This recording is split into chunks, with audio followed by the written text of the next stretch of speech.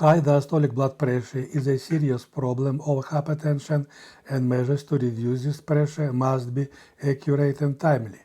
The first line of control and maintenance of diastolic blood pressure is the humoral branch of neurohumoral regulation.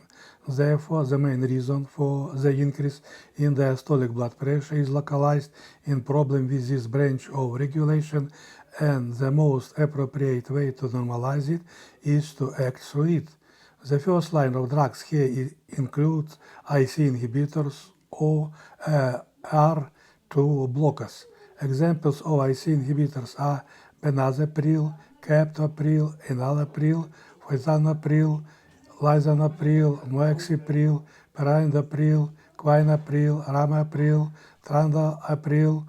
Examples of R2 blockers are azilsartan, candesartan, eprosartan, irbesartan, losartan, olmesartan, telmisartan, valsartan. Treatments usually start with IC inhibitors except captopril and is replaced by R2 blockers when they cause side effects, dry cough, hyperkalemia, fatigue, dizziness from high blood pressure, headaches, and loss of taste. In cases where there is no excessive nocturnal decrease in diastolic blood pressure, these drugs are best taken at bedtime. In other cases, they should be taken in the morning or at lunch. In all cases, the best time and dose should be adjusted by ambulatory blood pressure monitoring.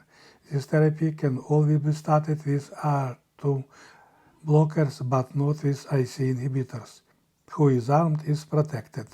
Take care of yourself and be healthy.